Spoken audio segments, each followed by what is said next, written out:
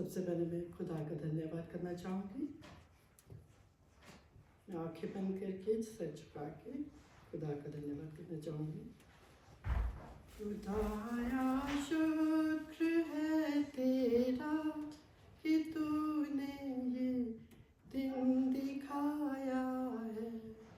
खुदाया शुक्र है तेरा कि तूने ये दिन दिखाया है।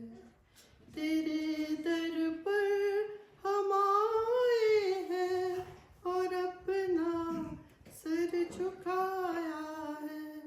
तेरे दर पर हम आए हैं और अपना सर झुकाया है।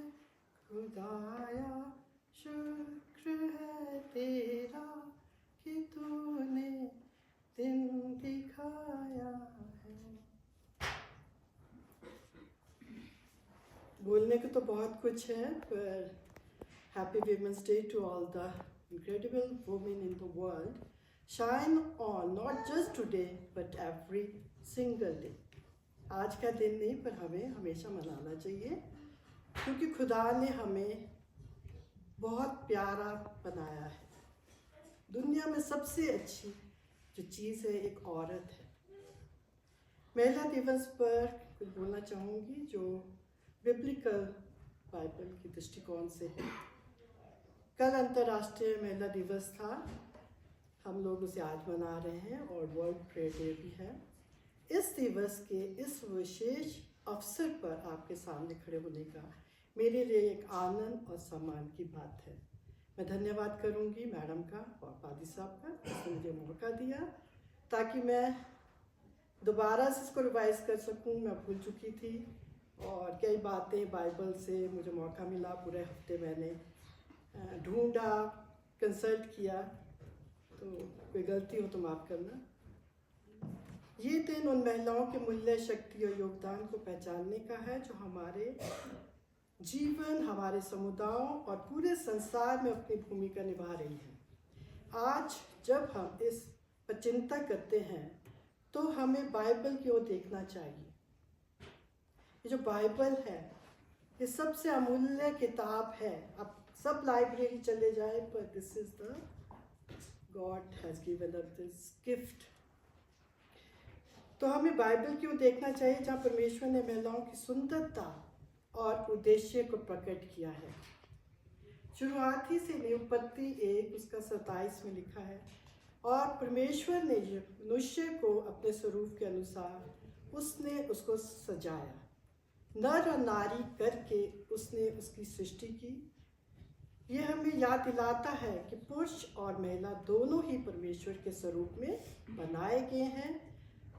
समान मूल्य और उद्देश्य के साथ महिला ना तो सेकेंडरी है और ना ही कम महत्वपूर्ण।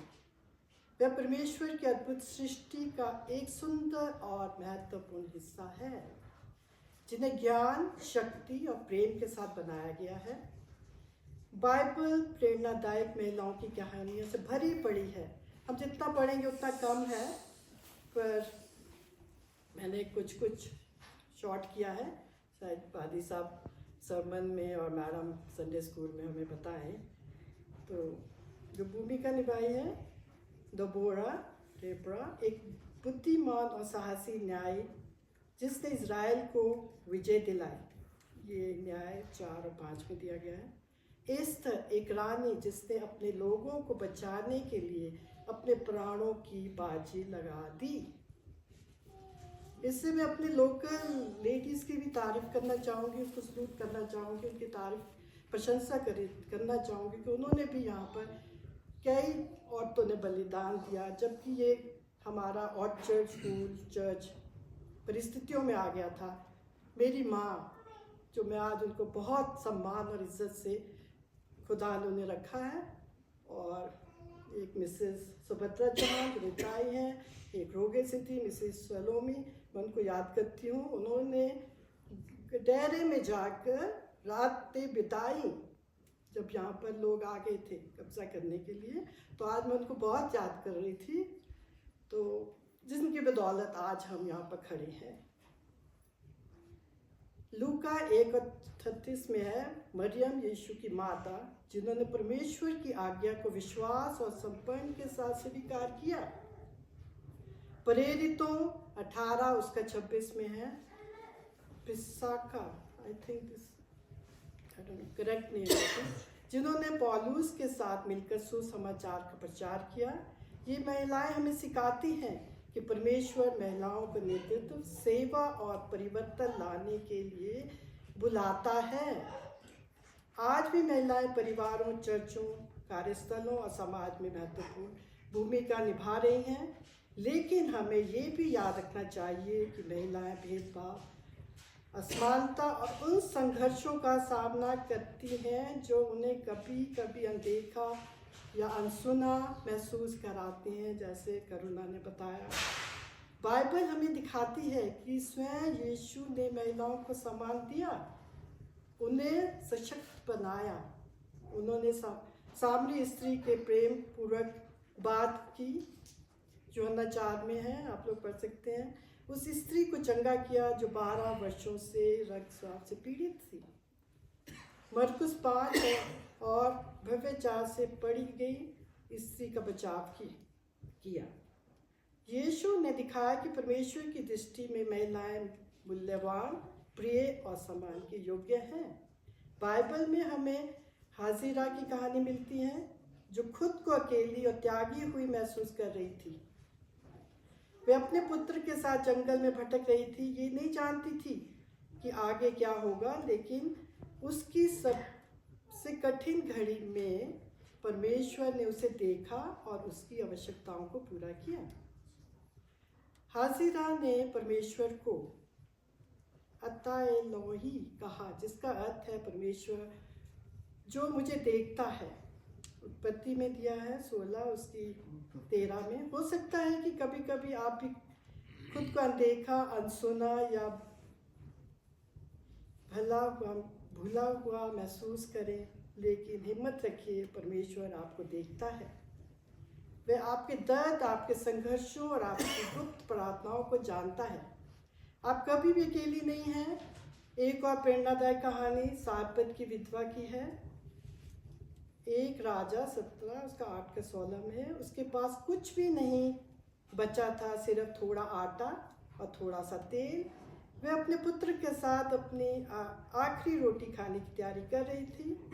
यहोवा ने उस वचन के अनुसार उसके एलिया के द्वारा कहा गया था, लेकिन कभी परमेश्वर ने अपने भविष्यवक्ता को भेजा, जिसने उससे कहा, डर मत। परमेश्वर के चमत्कार किया और उसके आटे और तेल का पात्र कभी खाली नहीं हुआ।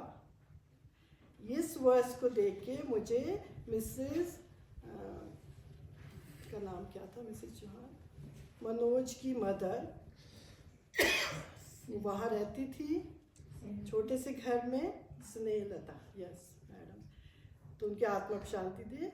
जब भी हम वहाँ से क्रॉस करते थे, एवरी संडे कभी भी हो, उनके घर में चाय और रोटी। एक गरीब थी, मेहनती थी, पर दिल की बहुत अच्छी थी। जब भी हम क्रॉस करते थे, ऊपर आओ, कहाँ जा रहे हो, चाय पी के जाओ। रोटी सूखी, आलू की सब्जी होती थी, इतनी स्वाद लगती थी वो भी कि हमें अच्छा लगता था। वाह, आज हम देखते हैं कि कोई राजी नहीं है कि बुलाए, खाना तो छोड़ो, बुलाने के लिए भी नहीं। तो आज भी कई महिलाएं आर्थिक तंगी, परिस्थिति, समस्याओं, स्वास्थ्य संबंधी परेशानियों में है। तो उसने कैसे विधवा की सहायता की, वैसे ही वह आज की फीस हमें सहायता करता है। आपको कभी निराशा नहीं करेगा। जीवन की कठिनाइयाँ आपको कभी कभी कमजोर महसूस करा सकती है, लेकिन याद रखिए, ये शायद 41 उसका 10 में परमेश्वर कहता है, मत डर क्योंकि मैं तेरे संग हूँ। अब मैं अकेली रहती हूँ, मैं नहीं डरती, ये वर्ष पढ़ती रहती हूँ और सो जाती हूँ। भय न रख क्योंकि मैं तेरा परमेश्वर हूँ। मैं तुझे सामर्थ दूंगा, मैं तेरी सहायता करूँगा। रूथ को याद कीजिए, जिसने अपने पति को खो दिया, फिर भी वह विश्वास योग्य रही और परमेश्वर पर भरोसा रखा। एस्तर को याद कीजिए जिसने भय का सामना किया लेकिन साहस के साथ आगे बढ़ी। मरियम मगदलीनी को याद कीजिए जिसे समाज ने ठुकरा दिया था लेकिन उसने यीशु को पाया। ये महिलाएं खुद से मजबूत नहीं थी लेकिन परमेश्वर ने उन्हें शक्ति दी उठने, लड़ने और विजय पाने की। अगर आज हम किसी कठिनाई का सामना कर रहे हैं तो ये जान लीजिए परमेश्वर आपको देखता है, परमेश्वर आपकी परवाह करता है, हमसे प्यार करता है। परमेश्वर हमको सामर्थ देगा और हम आपकी बहनें या एक दूसरे को सहारा देने और प्रोत्साहित करने के लिए है, ना कि क्रिटिसाइज करने के लिए और ना कि उनके रास्तों में टांग अड़ाने के लिए। आइए हम एक दूसरे को उत्साहित करें, जीवनदायक बोलें, पॉजिटिव बोलें और परमेश्वर की प्रतिज्ञाओं को याद रखें और अपने जो संविधान और हमारा चर्च का घर का भी नियम है, सबका अपना अपना घर का संविधान है, उस पर हम चले। जब हम माँ बाप की नहीं सुनते तो हम भटकते हैं। चर्च का संविधान है, डायसिस का है, हमारे हिंदुस्तान का है, इंटरनेशनल है, वो हमको फॉलो करना होता है। जब हम फॉलो नहीं करते तो हम परिस्थितियों में आते हैं। हम जब भी गड़बड़ करते हैं, खाने में होगा तो हम बीमार होंगे, फिर हम दोष देते हैं डॉक्टर को या परिवार को। तो हमारी गलती है, हमें मानना है और उसका तो हमें मतलब सज़ा मिलती ही है जो हम गलती करते हैं। खुदा उसमें माफ़ नहीं करेगा। आज यहाँ मौजूद हैं आज हम सब मूल्यवान हैं। आप शक्तिशाली हैं। कोई भी परिस्थिति हो अपना विश्वास बनाए रखें, भरोसा रखें, आशा न छोड़ें, क्योंकि आपकी कहानी अभी समाप्त नहीं हुई है और परमेश्वर आपके जीवन को हमारे जीवन में कार्य कर रहा है। पर हमें ईमानदारी और मेहनत के साथ आगे बढ़ना है। ईमानदारी और मेहनत बहुत मायने रखती है। मेरी मदर इन लॉ ने बहुत मेहनत की, मेरी माँ ने बहुत मेहनत की, और लेडीज़ भी हैं, नाम लेते लेते लिस्ट ख़त्म नहीं हुई। तो आज मैंने उनकी साड़ी पहनी, मेरी मदर इन लॉ की, बस कि उन्होंने मुझे बाइबल पढ़ना सिखाया और खुदा की सेवा करना सिखाया। और मेरी माँ ने, सैंड्रा मेरी छोटी सी बेटी थी, उसको हिंदी नहीं आती थी, कॉन्वेंट स्कूल में थी, हिंदी प्रॉब्लम आती थी। तो मेरी मम्मी यहाँ पर आई, उसने बोला नानी मेरे को हिंदी नहीं आती, मैं हिंदी में वीक हूँ। आप पढ़ते हो? हाँ पढ़ते, पर हिंदी में वीक हूँ, बाइबल लाओ। तो मेरे पास आई, मम्मी नानी तो बाइबल बोल रही, मेरे को पढ़ने के, मैं हिंदी बोल रही हूँ। तो देन नानी ने बोला, आप जब तक बाइबल हिंदी की नहीं पढ़ेंगे आपको हिंदी नहीं आएगी। इंग्लिश की बाइबल नहीं पढ़ेंगे, इंग्लिश नहीं आएगी। Then he started reading Bible, तब वो जाके पास हुई अपनी क्लास में। तो बहुत कई हमारे अपने घर में एग्जाम्पल है, हम उसको इग्नोर कर देते हैं। तो मैं ज़्यादा नहीं बोलूँगी। और हमारे देश में भी बहुत सारी औरतें हैं जिन्होंने स्पोर्ट्स में, राजनीति में बहुत से नाम हैं। मैं उन्हीं को लिख रही थी, कर रही थी, जो कि मुझे कई मालूम भी नहीं था। तो बहुत समय हो गया मुझे बोलते बोलते। तो आई थिंक एवरीबडी नोज कि कई महिलाओं ने, और मैं ये लड़की संदीप की लड़की जो आती है इतना पैदल चल के, सब बोलते हो रही इतना पैदल चल रही है। मैं कह नहीं, वो स्ट्रांग हो रही हैं। कल भी मैं जब ठंगराल में थी, नहीं कल नहीं, वर्किंग डेज में, मैंने देखा अकेली जा रही थी और बड़ी डिसिप्लिन में। और उसके बाद एक और दूसरी लड़की जा रही थी, काफ़ी देर के बाद देखा नीचे गवर्नमेंट स्कूल की, पता नहीं उसके पीछे कौन था, उसका पापा था कि उसका ब्रदर था, कौन, उसको मार के बेचारी रोते रोते छा रही थी घर। तो I salute this two girls, कितनी दूर से आती हैं, बिकॉज उनके पेरेंट्स, उनके ग्रैंड पेरेंट्स ने उनको क्या स्ट्रॉन्ग लड़कियाँ बनाना है, ताकि आगे जाके वो कुछ तरक्की कर सके। तो मैं अब सभी को महिला दिवस की शुभकामनाएं देती हूँ। और क्लोजिंग में एक खुदा हमारे साथ रहे हमेशा, बहुत प्यारा ये गाना था। Nearer my God to thee, nearer my God to thee,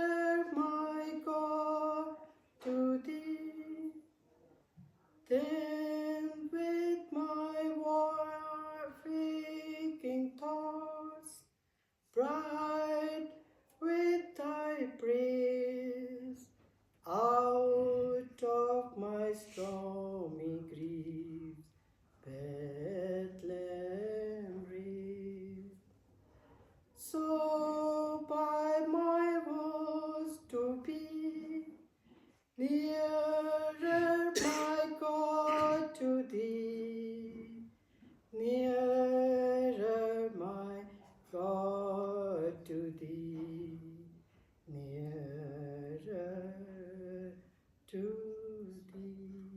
परमेश्वर हम सबके साथ रहे. आमीन. Thank you.